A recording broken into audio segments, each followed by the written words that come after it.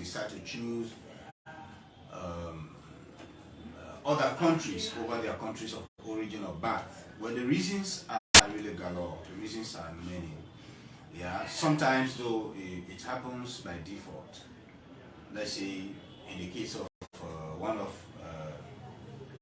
the shining stars now of Canada, who is of a Liberian origin, and he did not go there as a player, but it was by default because of the refugee situation. His family was given a resettlement from Ghana. Refugee came in Ghana, they went to Canada. So that's how I think there he was born. Or he was born in Ghana, but he was raised up in Canada, and he became a professional player. So that is by default. But we have some other players who really migrate when they go European countries. They decide to play for European countries over their country of origin. And we even saw this World Cup. We saw an unfortunate situation where a Cameroonian scored against his country of origin, and he could not even celebrate. Mbelo, yes. Even when the Swiss came around him, he could not celebrate because he felt bad. When it was popularly rumored that he went to play for Cameroon, rejected him. Yeah, this one I'm now coming there. So you've just asked me the reason why some African players decide to play for European countries. Also, like I'm just trying to lay the foundation. And it is not just about Africa. I think even South America, some of them even come to Europe. When they come, they naturalize.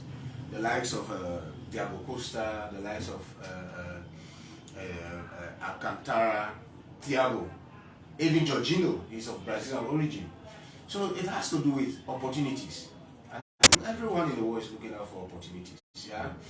Then but for us in Africa, and even when you look at even the England national team, the Three Lions, yes, you have players of Caribbean origin or Latin American origin, the likes of Ashley Coast, Ryan Sterling, and others. But when we come to Africa, the case is really very serious with us, especially with you see players having close ties with their former colonial masters, except for a few. Okay, but when you look at the French-speaking West Africa, most of their players will decide, the moment they go to France, they will decide to naturalize themselves and play for their former colonial masters because they are received with open hands. Now let's come back why African players really decide to choose European countries.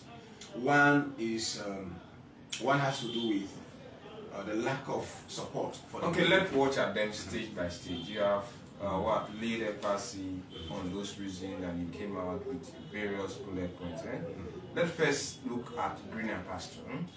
No, I have not really completed. No, but yeah, let's take them one by step by step. One is because we are dealing with time. Let's see greener pasture. Greener pasture, yeah. Seeking for a greener pasture. Yeah.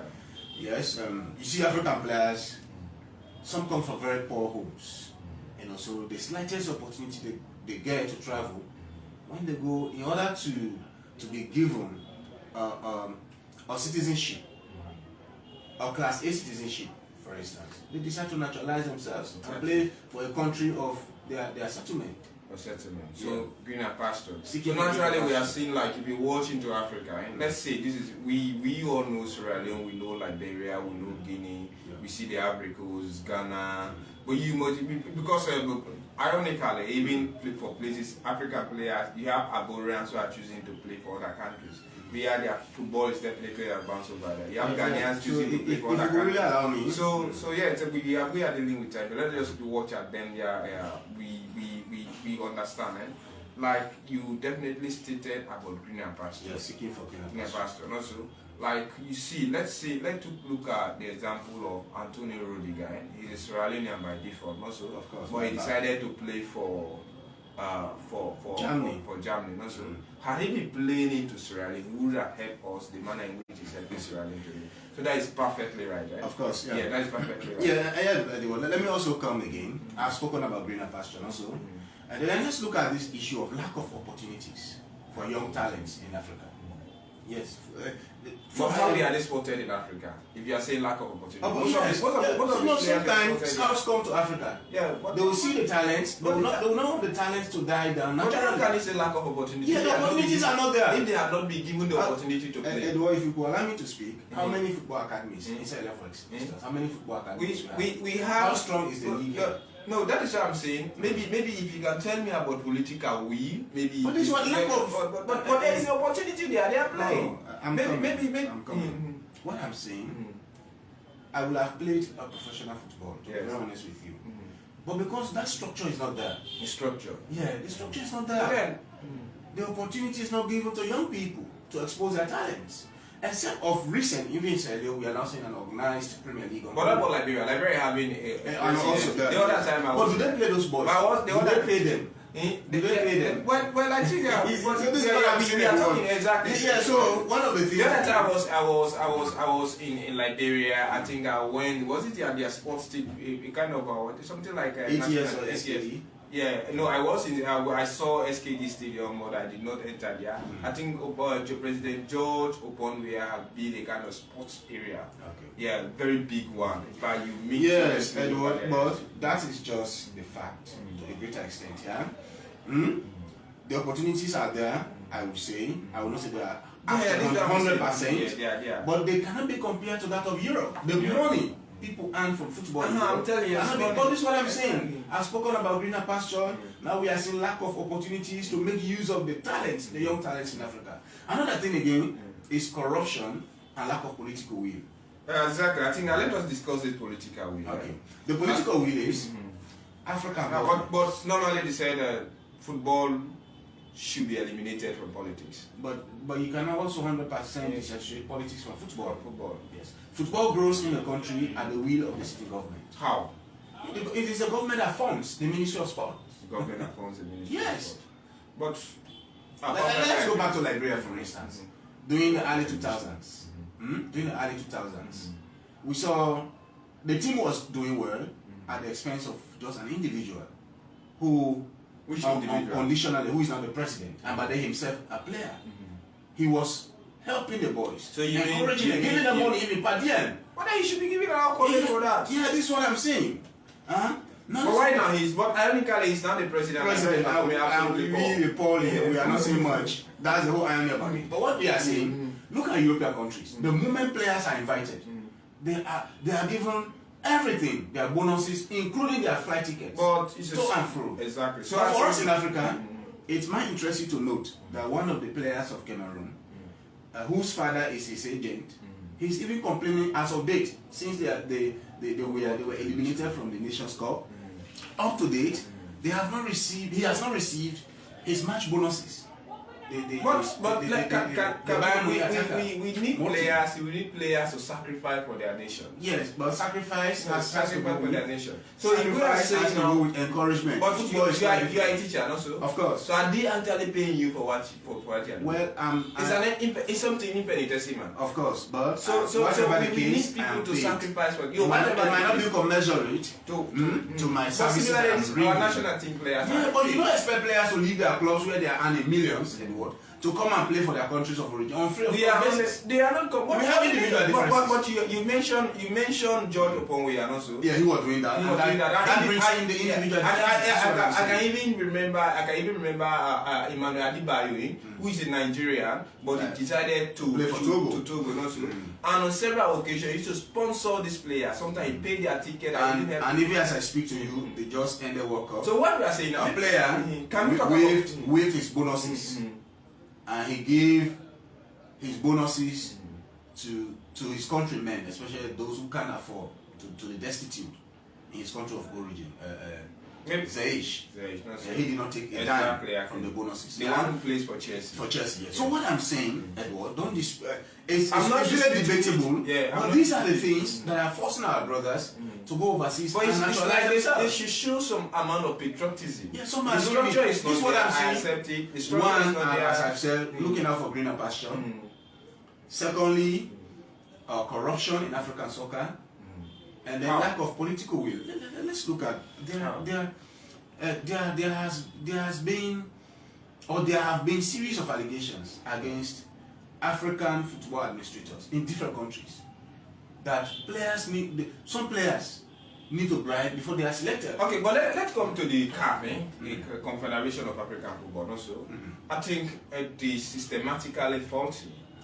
How? Because CAF should come out with a type of policy that will pamper African nations to support their national team. That is one. Also make the league very attractive. But you have seen since Isa Hayatu came, it took a long time. CAF is not doing much. CAF is only playing and it's not doing much. Room. In fact, exactly. Even if I remember, countries do contribute. They do contribute. They do contribute. So CAF does not give resources. It does not give resources, but it has a means to pamper. Has a means to pamper that structure. CAF will not directly run. It is not directly running the sport. It is not directly running the sport of individual members. But they have people that are to play. Of course, you just asked me the reasons why African players choose other countries over their countries of origin, and those are the reasons, Edward. To be very honest with you, like I said, looking out for greener pasture. Some of those players go out illegally. So in order to legalize their stay in their new countries, some of them opt to play. Automatically you are playing for a national team. I think even when you watch at our stadiums also, like common example, Sierra Leone today, Sierra Leone does not have a stadium on its own. And the other time Liberia was at our doors. I mean, no, not we at the doors of Liberia. Yeah, and that's what we call neighboring. Fine. So again, you are coming to my point. This is what I'm saying. You are not coming to my point when I told you the lack of infrastructure. Exactly. So I know I'm not disputing those facts. The children are not encouraged. To be very honest, Edward, if I had the opportunity of going out by now, I would have been a professional. But if you become a professional footballer, you would have denounced Liberia as rally to play for the country where you went. Well, wherever opportunity will have come, I would have. So definitely, you are also decided to take the way. Yes. Yeah, and for me, I don't blame those guys. Let's assume if those guys would have stayed in their countries of origin, would they have reached the peak they are now today? That's a very big question. Even where you are now, Edward, we have had talents here. And those talents have died naturally because of lack of support. So we can really dispute that. Okay, let's now see some of the impact of African players. I understand you have spoken about lack of opportunity, corruption, lack of political will, players seeking for greener pastures, not so? Yeah. So maybe because when we talk about the infrastructure, we talk about the enabling environment. Players actually want to, because if you have the skills, like irrespective of how sound you are, if you are not in a better school, being taught by better teachers, you cannot become adequately and carefully educated. So no matter the skill of these guys, if you are not into an enabling environment where their talent can be pampered, they will end up to be zero players earners. So let's look at this thing now. Let's see now the ramification, if not the impact of these players taking this. We have seen our players have been attacked on several occasions. Look like France. France is taken as a UN team, only when they won the World Cup, everybody was giving them accolades, standing in ovation. Today, we have seen when France lost to Argentina, look at the manner in which they were being treated. They were degraded. Some about. So let's see these things in it, because now we I think you are driving us towards racism in football, and racism itself will be as old as the game itself, tracing back as far back as 1881 when Andrew Watson was racially abused. But then coming back into the 20th and 21st century, we've really gone through a lot. And we thought by now we'll have put racism behind us in sport. Sorry, but that has not been the case. Yeah, look, talking about the impacts of African players specifically in Europe and other countries, where it has been huge, I would say. When you look at the success, for instance, of France, you cannot disconnect that from African players. In fact, even at this final, towards the last minute of the time, 10 out of the 11 players on the pitch were all of African descent. Yeah, so they have been doing well. Almost all the other countries now have African players. To my greatest surprise, one of the most, I would say, racist countries in the world, this World Cup, was it in Euro 2020, had an African player. Which racist country is that? Italy used to be one of them. Italy, I will not hide this. Italy, Russia, and the likes. Yes, so they are not, except for Russia. But Italy, I've seen black players now play for Italy. Of course, England itself has a lot of players with African descent. The likes of Sancho, And we know, of course, racially we have Sterling and others. They are all black players, Saka and others. Yeah. So black players have really been doing well in Europe and other places in the world in terms of sport.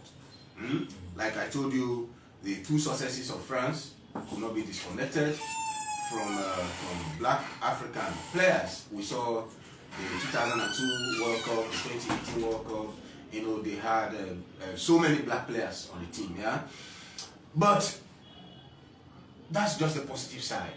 Now, when you come to racism itself, abusing those players, and there was a time Karim Benzema could not withhold his displeasure. He said once, he said, the day we play good and win games, or win a game, we are French citizens, or I'm a Frenchman. He said, but the day we lose a game, I'm an Arab. So you see that level of racism. And we even saw again what happened to Saka and others. They were racially abused. They were pelting bananas at them. Okay, we have seen this. I have so many instances. I know because of time. Yeah, because of time. You have what? There are a related series of instances. Also, I think racism maybe is one of the consequences behind. Maybe one of the consequences that African players are actually suffering based on their decision. Also, of course, and I can understand. Because some of them that deliberately choose this country, not that they are not cognizant of the fact that they belong to country A or B, but having knowing that if they play for country A and B, their career can be stagnated. In time of injury, Definitely. we have seen that. We have seen, in fact, the other time I listened to I think it is the owner of Napoli, it's a club in Italy, also. He categorically stated that if any African player who wants to or who wishes to sign for Napoli should first renounce his loyalty to play for his country of birth. Because should that player comes to play in Africa, in the Nation Cup, he's never been papa, he's not encouraged to play in Europe or to play for the club Napoli itself. Because they have seen that most of the time when our African players come on the continent to play, some of them can encounter. Yeah, some pick up injuries. And when they pick up injury, it is the same club where they seek for their medication. Like Hakim's here today of Chelsea suffering from another injury, and it's Chelsea that is now treating the player. Eh? But let's see, when we talk, we are seeing racism, but racism is not just limited to African players. Also, yeah, even Asians. Yeah, Asians are and the Arabs are suffering from it. Also. Yeah. So what actually can African players learn from these decisions? Well, I mean, this is again going to teach African players an unforgettable lesson. And over the years, we started seeing that. Hoisin Odoi of Chelsea, for instance, who had to play for England under 20, and recently just decided to come back to his native Ghana. Because what the treatment merited out at Saka, Sancho, and others when they missed out. Was it? But I think Odoi was refused. In fact, he was never granted. Yeah, he was not granted, and this is why he has made up his mind. So had players, he been given the opportunity, I don't think whether he would have fallen back to Ghana. Yeah, but what I'm saying, there are now some who have really seen the reality. That no matter what I do, but that's what I'm saying. No matter what I do, no, they are learning. They have started. How? Some are coming up. You are now seeing. Look at the William of Ghana. Except in the situation where they are denying. They are denying playing. They are denying. Exactly. Yeah, okay. But what I'm saying now, because what I'm saying, with what we started saying, Edward, to be very honest with you, for instance, look at what happened. A team that played extremely well from the onset of the World Cup onto a final stage by merely losing on penalties. Then the French fans took to social media and started racially abusing those three players. The whites think that they are supreme to us. Yeah, that is that mentality. And so let's watch a certain thing like this. Look like what happened when Morocco defeated Belgium 2-0, has been ranked world number 2 into the world. What happened in process? Yeah, they retaliated. And watch a certain like when Harry Kane missed a penalty, did anybody stone him? Nobody. Nothing like that. But when the like of Ashley Cole, Ashley Young and others missed penalty in Euro 2016, we saw the repercussion. So I think it is better for African players to think twice. Yeah, and this one, you just want to deny me. No, but some are saying they are not learning anything. No, they are learning. If they are learning, they wouldn't have been still. No, some have started, Edward. Some have started. I can tell you that most of those who have started, it is because they refuse to deny them the opportunity to play for the national team. Okay, so let's look at the Boateng brothers. From the under 16, they represented this club, Europe. So when they want to now excel into the national team, because of the talent that those the team we currently have, they deny them those opportunities, and now they decided to fall back to Africa. So why can't our coach also deny them? They can, especially the coaches. Yeah, what I'm saying now, Edward, you might say because of the denial. Exactly. But some have really started thinking twice. Or thinking wisely. Which? Yeah, what I'm saying, and what the Europeans have started doing to African players is really going to drive. But this song, it's over 2 decades, 3 decades now. Yeah, but it's now becoming more serious, I would say. And that comment from, let's look at Mesut Ozil also, a man of Turkish origin. And he said, the day I play fine football, or the day the national team wins, I'm a German. But the day we lose, I'm a Turkish. But we all know, we all know when you see Recep Tayyip Erdogan, who is by then he was the Prime Minister of Turkey, now today he's the President of Turkey. You only watch at him, Tayyip Erdogan is a what? I can't say he's an authoritarian. That is why most of the time they are watching at it in different angle. Of course, Turkey strategically placed if you want to discuss it into that politics. And the president over there is very radical.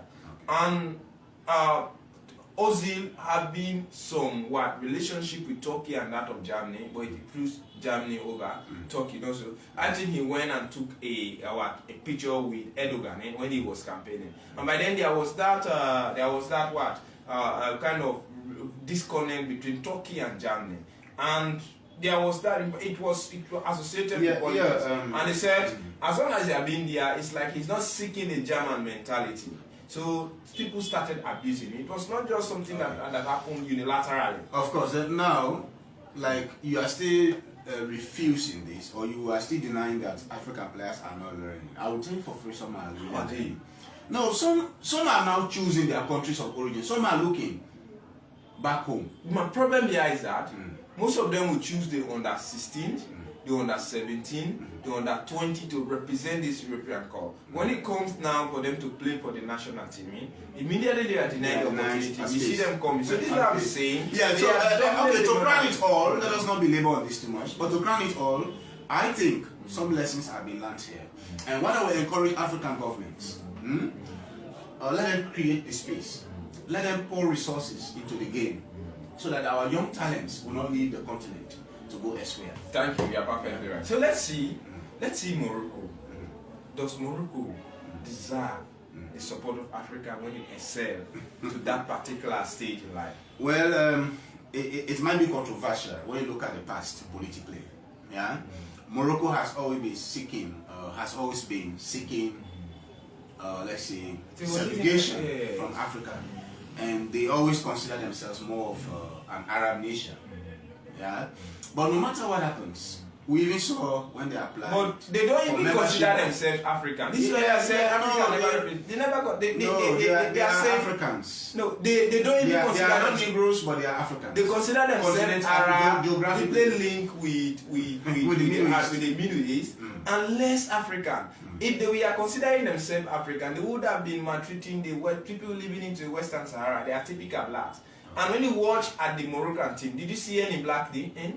There is no black. There is no black, no so. So the Arab mentality is deeply instituted into the whatever they do they actually deserve the support of Africa? Oh yes. They actually represent. We are all on the same continent. And countries of Africa. I know. They even made an attempt to join EU. EU said no, but the European nation said no. By default, you are in Africa. So if you want to join any organization, it is high time you join that is found in the EU, but we cannot allow you to join it. Yeah. We are seeing the mentality. Yeah, and a comment even came from one of the players who said their victory was dedicated to the Arabs. To the Arabs. And Arabs. So I'm telling you something. So even if that was why you are seeing the Arabs still felt represented.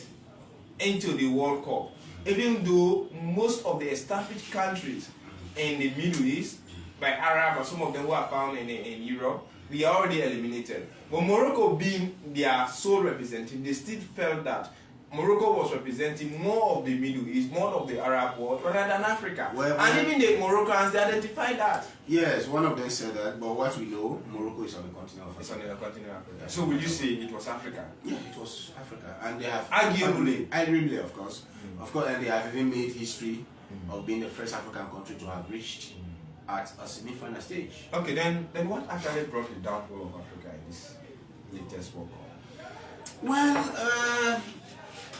I'm not technically inclined or a coach, but I think what normally suffers us, the first African team that won a game at the World Cup, I think, is Tunisia in the year 1982 against Mexico.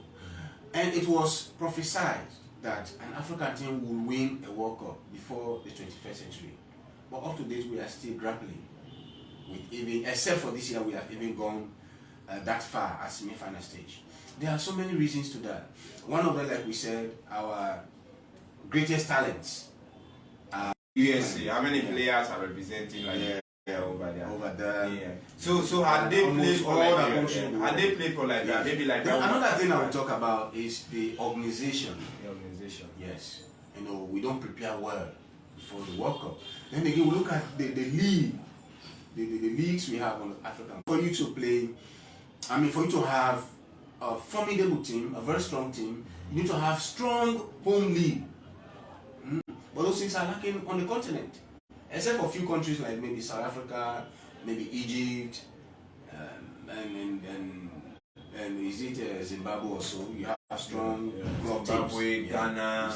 But those European countries, they have strong club teams, the competition is high, so their players are playing in those highly competitive leagues.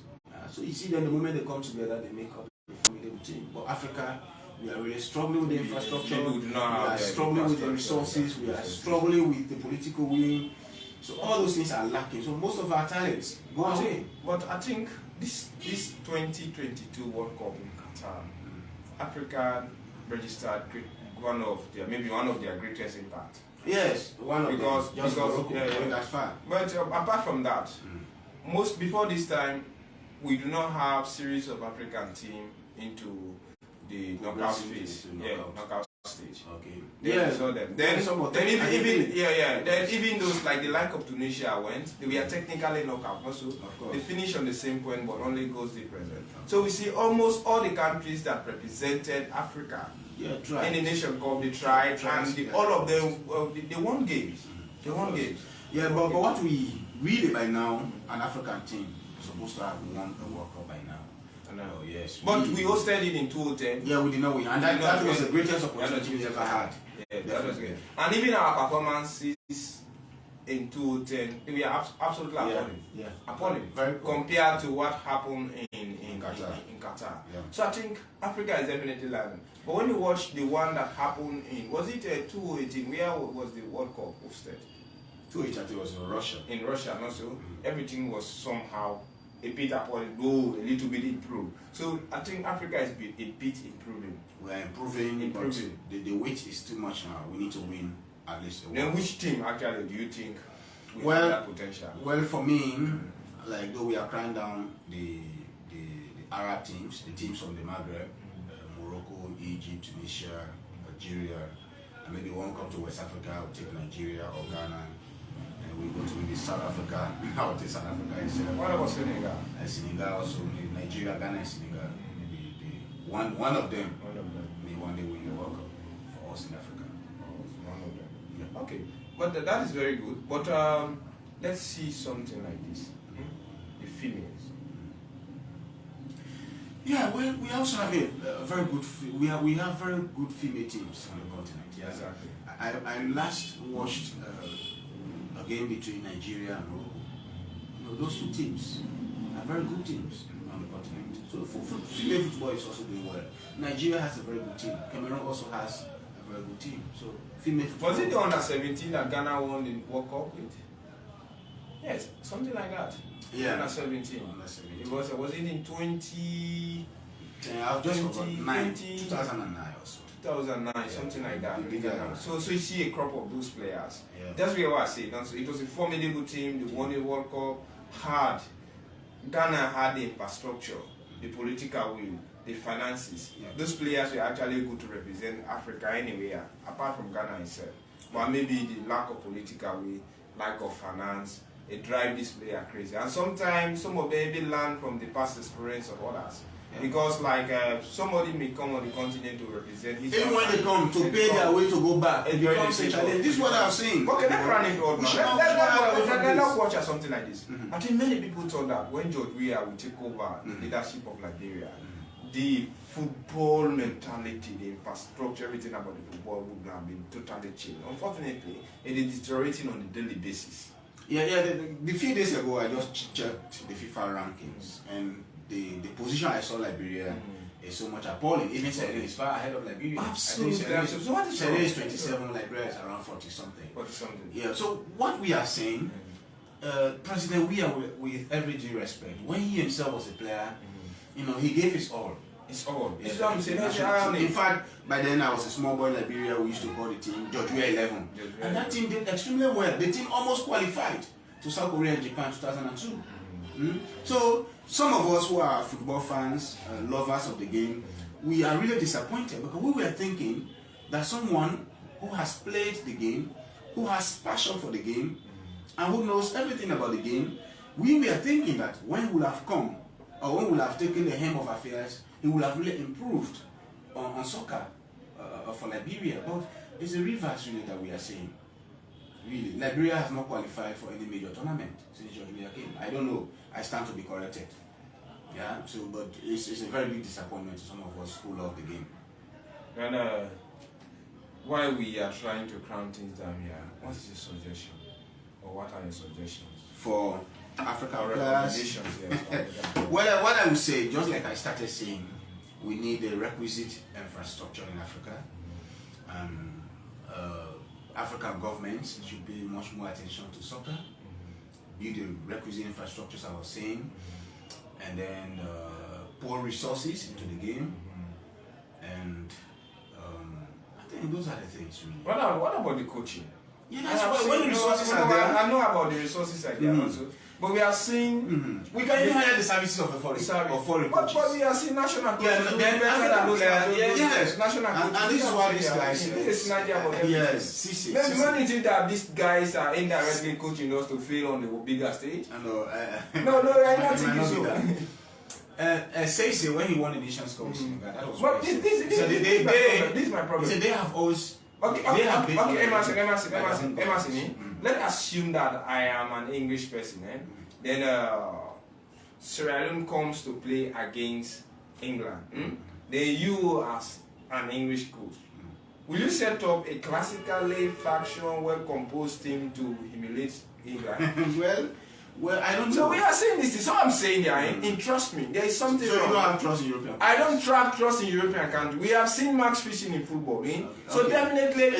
Sometimes just allow me to lay down to emphasize on some of these points. Also, we have seen whenever they come into Africa, these guys are already thinking that they are supreme than us. Also, they believe that we are inferior, and whatsoever decision they make, nobody has the right to challenge. We have people who are actually gifted, good in leader. No, excuse me, please. Those who are actually good, they have the mentality. Maybe they have the caliber. One person cannot live for speaking out loud. For crying out loud, one person you do not expect that it's a team. Also, that is why they describe it. When immediately they come in Africa with their European mentality, we can even have teams who perform better in terms of the qualification. Also, whenever they get on this world stage, the performance become appalling. At the end of the day, when we come, we start thinking that this man did not perform well, it was because of the coach. And even some of these coaches, they will either decide to resign or they are sacked at the end of the day. But we saw what happened when Africa presented most of our sons on the World Cup stage. Now we are seeing Morocco was taken to the semi-final. Bye. Yeah, but what I'm saying now, in the past, maybe it's also another lesson that we are learning. Honestly speaking, but in the past, why people were in the habit, or why governments or sport ministers were always hiring foreign coaches, were two main reasons. One, foreign coaches, when they come to coach, of course, I would say that. No, and besides that, they are human. I'm coming there. But besides that, again, the players fear them. They do listen to them. They do But listen to them. but let's say if you are coming with a foreign base player, Look at what happened with I'm and his coach. You actually discipline him. I'm fine. So are you saying we are not disciplined? I'm coming. So because of some of those boys, they earn more than the coaches they need. Those local coaches, they don't sometimes regard them. Somebody shared that experience once. Yeah. So this is what we are. So those were some of the reasons. Those were some of the reasons in the past why sport ministers of Africa prefer foreign coaches to their own base coaches. Yeah, maybe, just maybe. But in another school of thought, I think this has been a calculated mistake that Africa need to really deviate from it. Because our performance in this current World Cup was far better than what we have been achieving. Okay, so and most of those who landed those scores, we are definitely typical African players. Maybe Africa can come to our own product. yeah, Because we have seen it could be better. Yeah, it could be better. Because when they come, there will be that amount of patriotism being fused into the team. Also. Of course. And somebody will come. Senegal, Senegal, so all of these things. So Senegal, I'm not saying but I don't have a lot of I think credibility. they have set that. They have set example. They are very peculiar. This is an epitome of example that Africa need to learn from it. Maybe what we could also say, even our African players, I think let them learn how to sacrifice. We have seen the life of him and everybody, and no, money is there. But money is definitely not everything. I think they can also, because we are seeing them. And my problem here, this is what I'm saying. I'm not saying they are not learning lessons, but they have not learned enough lesson that can dissuade them from still taking up European mentality to go and represent Europe. Because they will do it in the under 16, they will do it in the under 17, under 20, and when they come now finally to represent them in the country or the country where they have been playing all of this, representing all of this, why we immediately deny them the opportunity. They will decide, let me go to Ghana, let me go to. You have seen what even this last player that came to represent Israel, is that Stephen Wakoka? Not Stephen Coker. He came a very old man. Very old man. Very old man. Okay. Anyway, it has been a very interesting discussion. We are discussing the reasons behind or the reason responsible for African players choosing European countries over their place of birth or their origins. Like we are seeing, Liberia is having a very good man, also in the USA national team. Yeah, we are some good player. Yes, and which other one? Alfonso Davies Yeah.